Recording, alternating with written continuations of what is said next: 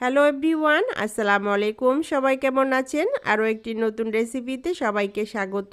আজকে ইউনিক টাইপের একটা ইফতার কিংবা নাস্তার রেসিপি নিয়ে চলে আসলাম। আর এটা হয়তো বা আগে কখনো আপনারা ট্রাই করেননি।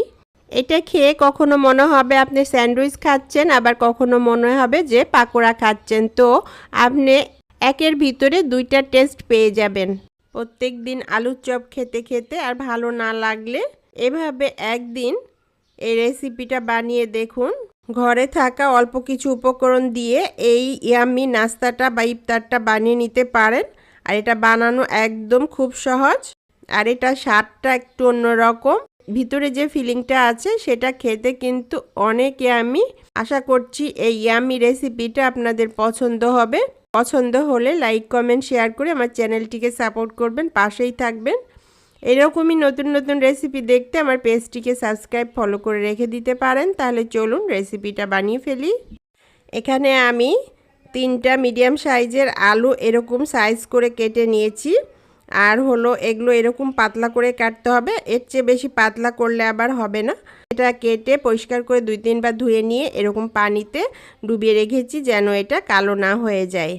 তারপর এখানে আমি একটা পাতিলা চুলায় বসিয়ে দিলাম, আর এখানে যে আলুগুলো কেটে নিয়েছিলাম সেগুলো দিয়ে দিলাম পানি সহ। হাফ চামচ লবণ দিয়ে দিলাম, হাফ চামচ মরিচের গুঁড়ো দিয়ে দিলাম, হাফ চামচ হলুদের গুঁড়ো দিয়ে দিলাম। দিয়ে এইটাকে একদম প্রথমে হাই হিটে বলক তুলে নিব। এরপর চুলার আঁচ মিডিয়াম আঁচে রেখে আলুগুলোকে সিদ্ধ করে নিব, তবে একদম নরম করে ফেলবো না। এটা 80% বা 70% সিদ্ধ করে নিব, যেন ভাজার পর বাকিটা সিদ্ধ হয়ে যাবে। আর বেশি সিদ্ধ করলে আবার এটা ভেঙে যাবে, তখন আমি এই স্যান্ডউইচ পাকোড়াগুলো বানাতে পারবো না। এটা সিদ্ধ করে নেওয়া রেডি হয়ে গেছে। এখন আমি এগুলো উঠিয়ে নিলাম, নিয়ে একটা ঝাঁকাই করে ঠান্ডা হওয়ার জন্য রেখে দিব। আলু স্লাইসগুলো ঠান্ডা হয়ে গেছে, একটা প্লেটে করে আমি রেখে দিলাম সাইডে। এখন একটা বেটার বানিয়ে নিব। এখানে আমি 1 কাপ বেসন নিয়ে নিলাম, 4 টেবিল চামচ চাউলের গুঁড়া নিয়ে নিলাম, হাফ চামচের থেকে একটু কম লবণ দিয়ে দিলাম, হাফ চামচ মরিচের গুঁড়ো দিয়ে দিলাম, হাফ চামচের থেকে একটু কম হলুদের গুঁড়ো দিয়ে দিলাম কালারের জন্য, হাফ চামচের থেকে একটু কম জিরার গুঁড়ো দিয়ে দিলাম। তারপর এটাকে নেড়ে চেড়ে খুব ভালোভাবে মিশিয়ে নিলাম। এরপর এখানে অল্প অল্প করে পানি দিয়ে একটা ঘন ব্যাটার বানিয়ে নিব। ব্যাটারটা বেশি পাতলা হবে না, আবার বেশি ঘনও হবে না। কীরকম ঘন হবে সেটা আমি শেষে আপনাদেরকে দেখিয়ে দিব। তো নেড়ে চেড়ে এটাকে এরকম একটা থকথকে ব্যাটার বানিয়ে নিয়েছি। দেখতেই পাচ্ছেন এরকম ঘনত্ব হবে ব্যাটারটা। এখানে হাফ চামচের থেকে একটু কম বেকিং পাউডার দিয়ে দিলাম, কিছুটা ধনেপাতা কুচি দিয়ে দিলাম, আর 1 চামচ শিশুমি দিয়ে দিলাম বা সাদা তিল দিয়ে দিলাম।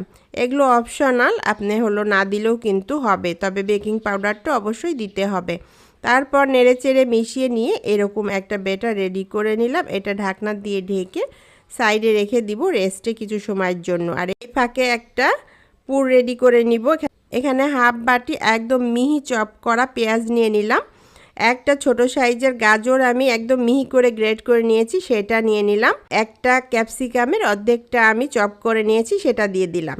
আর এখানে আমি একটা ডিম সিদ্ধ করে নিয়ে এটাকে কুচি কুচি করে কেটে নিয়েছি, সেটা দিয়ে দিলাম।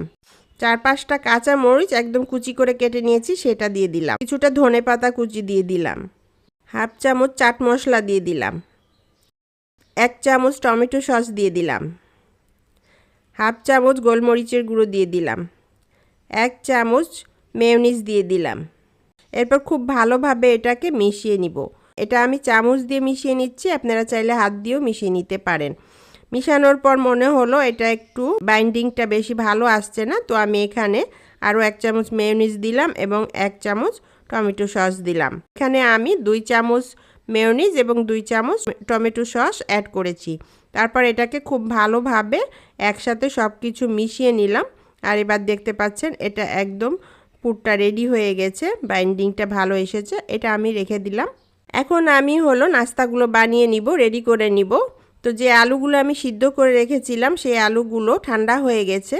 এখানে আমি টমেটো সস নিয়েছি, এখানে একটু করে টমেটো সস এটার ওপরে অ্যাড করে দিলাম। দিয়ে এই যে পুরটা বানিয়ে রেখেছিলাম এই পুরটা বেশি করে এখানে দিয়ে দিব। তারপর সমান করে একটু সাজিয়ে নিতে হবে। এটা আলুটার চারপাশে সুন্দর করে সমান করে সাজিয়ে নিতে হবে।